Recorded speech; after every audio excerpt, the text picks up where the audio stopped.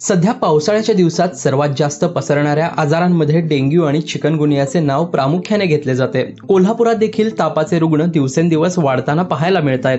Dengue किंवा chikungunya याच्यावर प्रतिबंधात्मक लस उपलब्ध नसल्यामुळे हे आजार पसरू न देण्यासाठीच नागरिकांनी काळजी घेतली पाहिजे। त्यासाठी ज्या मुख्य कारणाने हे आजार पसरतात त्या डासांची पैदास थांबवण्यासाठी प्रत्येकाने प्रयत्न केले पाहिजेत। यासोबतच अजून कोणकोणत्या प्रतिबंधात्मक उपाययोजना करू शकतो याबाबत कोल्हापुरातील CPR हॉस्पिटलमधील डॉक्टर परितेकर यांनी माहिती दिली आहे। डेंग्यू आणि चिकनगुनिया दोन्ही सुद्धा एडिस मॉस्किटो पासून पसरतात आणि जिथे जिथे मच्छरचा प्रादुर्भाव जास्त असतो म्हणजे हे एडिस मॉस्किटो हे स्वच्छ पाण्यामध्ये आढळणारा हा डास आहे। तर हे आपल्या घरात कट्ट्यावरती पाणी साठणं किंवा कुंडीच्या खाली जे आपण पाणी झाडाला टाकल्यानंतर जे पाणी साठतं तर तिथं स्वच्छ पाण्यामध्ये हे मच्छरांच्या आळ्या सापडतात।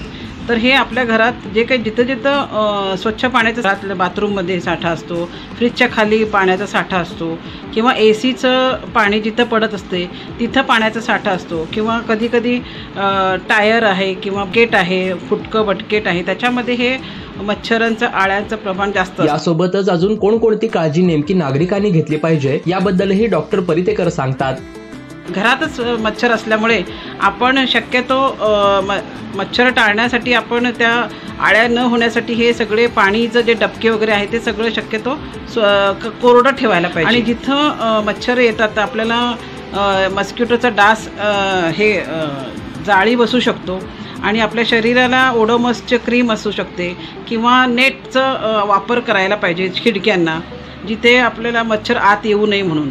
आणि दुसरी गोष्ट आपण फुल स्लीव्सचं किंवा कपडे म्हणजे पूर्ण कपडे घातले की आपल्याला मच्छर चावू शकत नाही, तर हे टाळू शकतो। जिथं जिथं स्टोरेज एरिया आहे मग ते आता कॉर्पोरेशनचे लोक येऊन आपल्याकडे मच्छराच्या आळ्या आहेत की नाही हे पण चेक करतात, पण बऱ्याच लोकांना भीती वाटते की हे लोक आले की मग मच्छरचं डिटेक्ट करतात आणि त्यांची बदनामी होईल का ह्या भीतीने ते लोक बऱ्याच कॉर्पोरेशनच्या वर्करला घरात घेत नाही। तर हे चुकीचं आहे। जर आपल्या घरात मच्छरांचे जर प्रादुर्भाव असेल तर दुसऱ्यांना पण डेंग्यू होण्याची शक्यता आहे आणि डेंग्यू झाला तर बऱ्याचदा ताप येतो, डोकं दुखणं किंवा सांधे दुखणे, बोन ब्रेकिंग फीवर असते आणि त्यांनी डॉक्टरांना चेक करून आपल्याला डेंग्यू नाही ना किंवा काही त्याचे वॉर्निंग साईन्स असतात डेंग्यूमध्ये, जसं काही डोकं दुखणं, नंतर अंगावर रॅश येणे किंवा ब्लिडिंग होणं। तर ह्याच्यामध्ये जर ब्लिडिंग वगैरे सुरू झालं तर डॉक्टरांना दाखवून आपलं डेंग्यूचं खात्री करून घ्यायचं। दरम्यान आपल्या एका चुकीमुळे आपल्यासह आपल्या घरातील आणि शेजारच्या व्यक्तीला देखील डेंग्यू किंवा चिकनगुनियाची लागण होऊ शकते। त्याचबरोबर डेंग्यू किंवा चिकनगुनियाची लस सध्या उपलब्ध नसल्यामुळे प्रतिबंधात्मक उपाययोजना करणेच योग्य ठरते, असंही डॉक्टर परितेकर यांनी स्पष्ट केलंय।